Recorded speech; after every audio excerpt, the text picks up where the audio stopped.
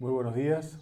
En este video corto vamos a mostrar algunos criterios para reconocer cambios o fluctuaciones en la energía, en la velocidad y en la tasa de sedimentación de flujos gravitativos de sedimento. Estos cambios o la interpretación de estos cambios surgen a partir del análisis de las transiciones graduales entre distintas estructuras sedimentarias, las que son atribuidas a distintos procesos, y sus repeticiones en el tiempo. Vamos a ver de que existen algunos estudios experimentales que nos permiten calibrar estas estructuras respecto a sus condiciones hidrodinámicas, y de la misma manera para algunas estructuras que no se pudieron producir en laboratorio porque son demasiado o requerirían una tecnología demasiado importante que no está accesible por el momento, a las relaciones de campo. En las relaciones de campo podemos observar cómo son las transiciones o los cambios entre estas estructuras sedimentarias. Vamos a hacer un pequeño esquema de cómo observamos nosotros estos cambios. Naturalmente en el campo es común observar primero, para el caso de areniscas con clastos de arcilla, normalmente observamos arenas bien seleccionadas que muestran clastos de arcilla flotando con un arreglo clasto-sostén, que pasan a arenas con estratificación diagonal. Estos siempre son clastos de arcilla con arenas bien seleccionadas.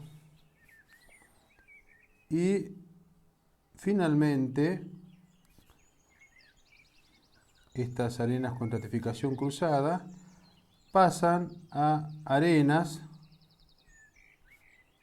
con clastos de arcilla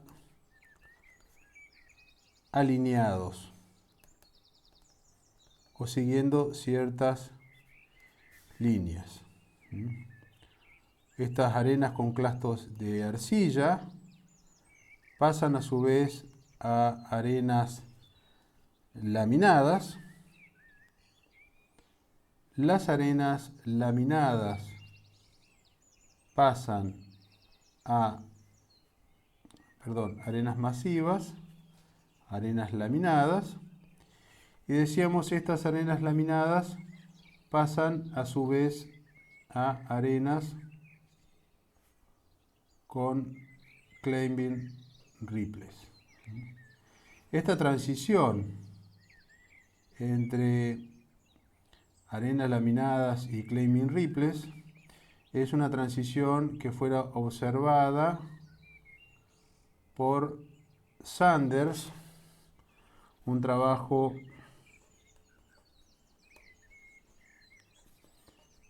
fundamental para el estudio de los flujos gravitativos de sedimento.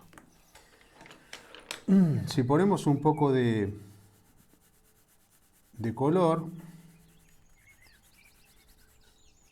a estas transiciones o estos cambios y un poco de interpretación al origen de estos depósitos, vamos a ver de que los cambios de facies en realidad están respondiendo a cambios en las condiciones de flujo. Todas estas estructuras sedimentarias que vemos acá, que vemos aquí, desde conglomerados con abundantes clastos, clasto-sostén, hasta estas facies de arenas con distintas estructuras sedimentarias, lo que van a estar representando son cambios en la velocidad, en la energía de la corriente, en la capacidad de flujo y en la competencia del flujo. O sea, si le ponemos aquí, le podemos poner unas siglas descriptivas o las siglas que yo comúnmente uso para el track de facies de flujos extracuencuales o flujos hiperpícnicos. Esto tengan en cuenta que en el caso de flujos hiperpícnicos son flujos turbulentos que pueden llegar a transportar también restos vegetales. Entonces, ¿qué es lo que tenemos? Si usamos el track, vamos a hacer una clasificación de acuerdo a lo que yo denomino en un trabajo, en un track de facies que es de Zavala et al. 2011, que está publicado en una memoria de la IPG, donde tenemos estas arenas con clastos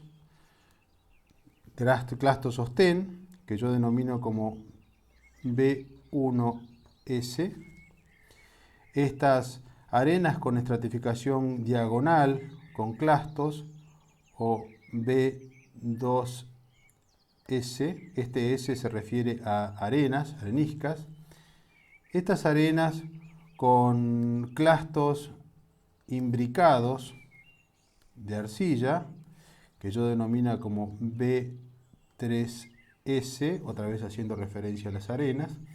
Después tenemos las facies arenosas, a partir de aquí, como las arenas masivas o facie S1, arenas laminadas, facies S2, y los ripples o facies S3. Siguiendo más hacia adelante, lo que vamos a tener van a ser el colapso. Si tenemos depósitos lacustres, vamos a tener lutitas, o si tenemos depósitos marinos, podemos tener la inversión y las plumas de lofting, que la vamos a tratar en otra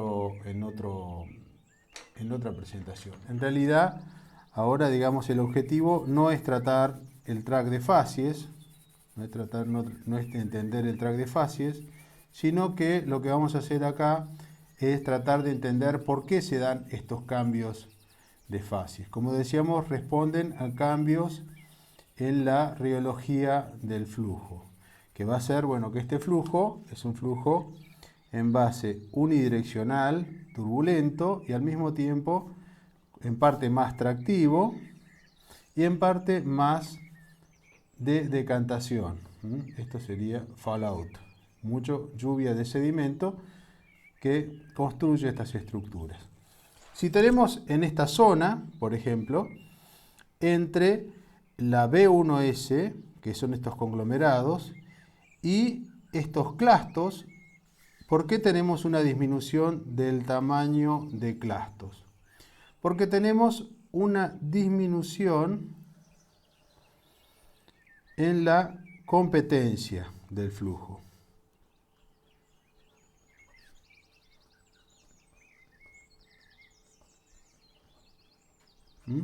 El flujo pierde competencia, pierde energía y por lo tanto pierde la capacidad de transportar como carga de lecho clastos más grandes. Por supuesto, acá entre la transición entre las arenas con estratificación diagonal y estas arenas con clastos suspendidos, tenemos también una pérdida de confinamiento.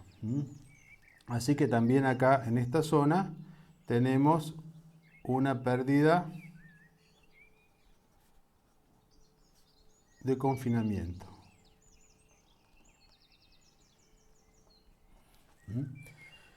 ¿Qué es lo que sucede en estas arenas?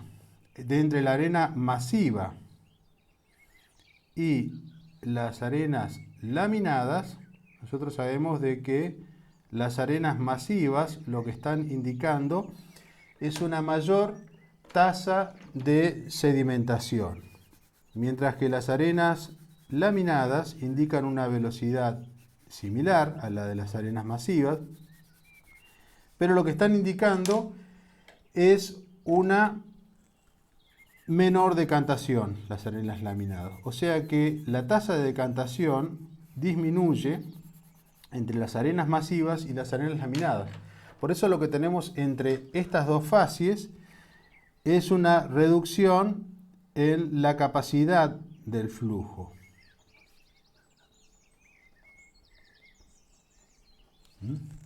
Finalmente, entre las arenas laminadas y los climbing ripples, como observara Sanders, esta transición lateral, nosotros sabemos que las arenas laminadas se producen a una velocidad mayor que los ripples de corriente.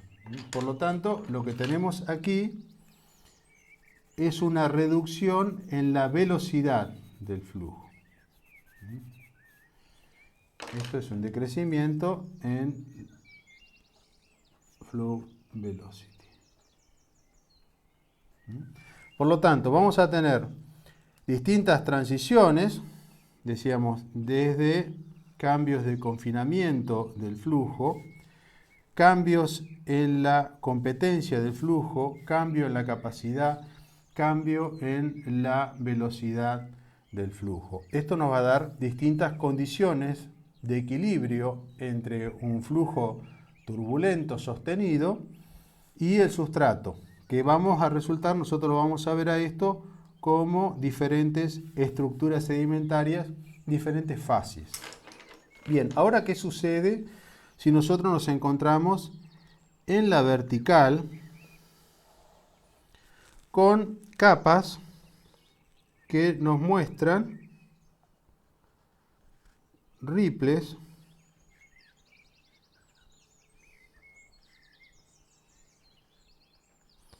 que pasan a lámina paralela, posteriormente arenas masivas, posteriormente lámina paralela, posteriormente arenas masivas, e inclusive podemos llegar a tener una superficie de erosión importante, donde encontramos clastos, un lag de clastos de arcilla, seguido por estratificación diagonal con clastos de arcilla, y por encima de estos clastos de arcilla, arenas con clastos alineados, seguidos de arenas masivas, arenas laminadas, arenas con ripples,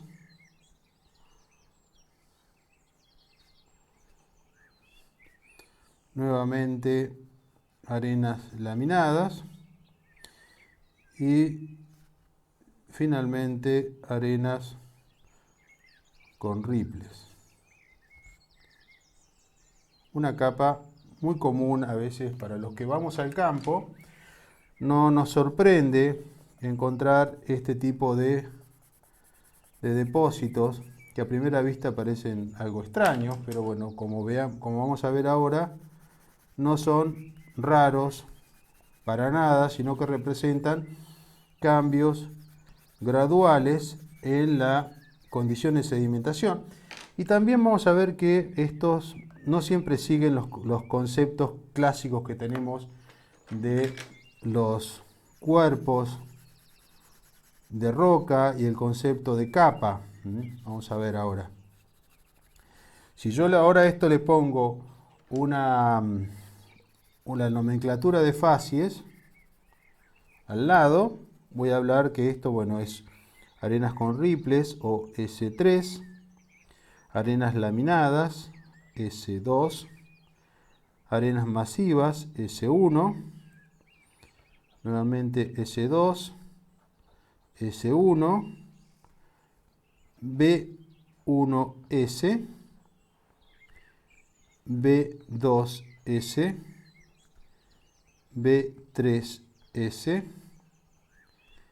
S1, S2, S3, S2, S3 y S4.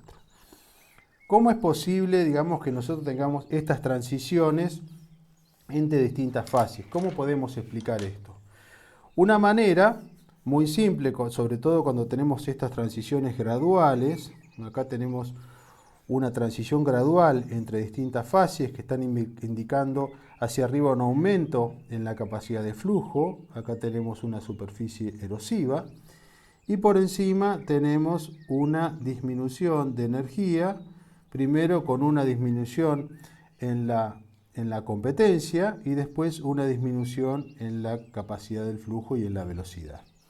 O sea, esto una manera de explicarlo es si hacemos un paralelismo entre las estructuras sedimentarias y la velocidad de flujo a lo largo del tiempo.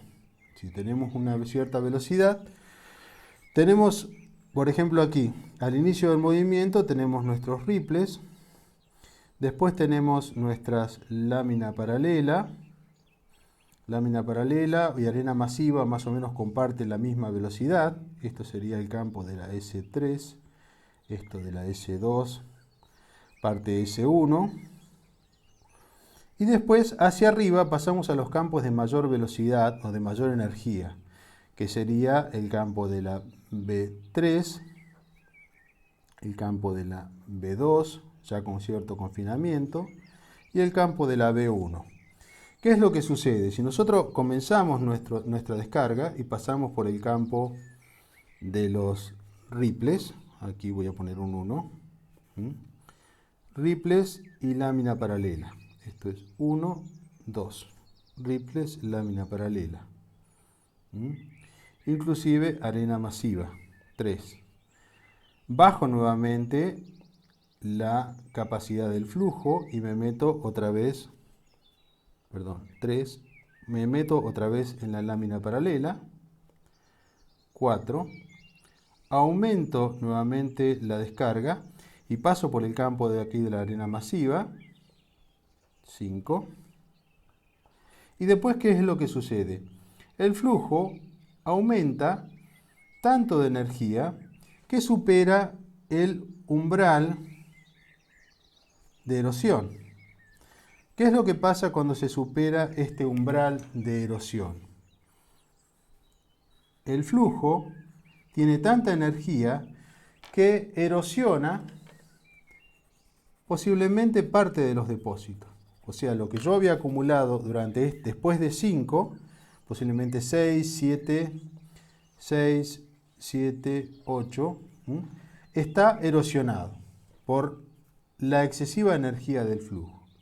Una vez que este flujo, superado el pico de crecida, desciende por debajo del umbral de erosión, nos encontramos primero que comienza a acumular la carga de lecho en exceso que tiene. Vamos a poner aquí 9, 10, seguimos acá con 11, que corresponde al campo de la B1. Entonces vamos a tener primero la B1, posteriormente la B2 o 12, la B3 o 13, aquí estamos en el campo de la B3,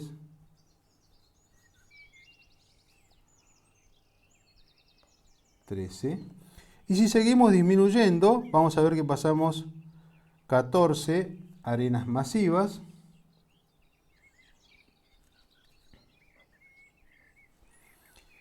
15 arenas laminadas, ya estamos aquí, 16 pasamos al campo de los ripples, aumentamos otra vez la energía, la velocidad para pasar nuevamente al campo de la lámina paralela. Y finalmente 18 volvemos al campo de los ripples y ya pasamos a la zona donde vamos a entrar en la depositación de nuestras lutitas finales. Como vamos a ver acá, estos campos,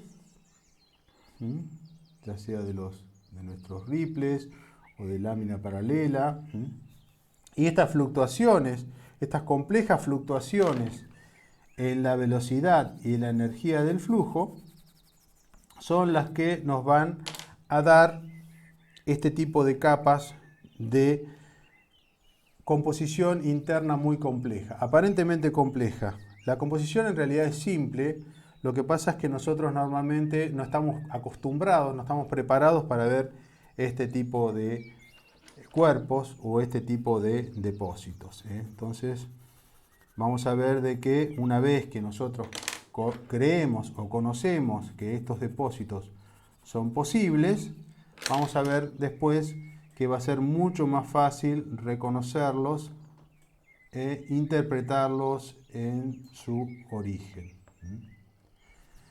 Bueno, espero que este video haya sido de vuestro interés y les sirva para interpretar estas capas algo complejas, pero bueno, cuando uno ya después las empieza a comprender en su origen, hasta puede llegar a ser esclarecedor para entender cómo se acumulan estos flujos gravitativos de sedimento. Muchas gracias.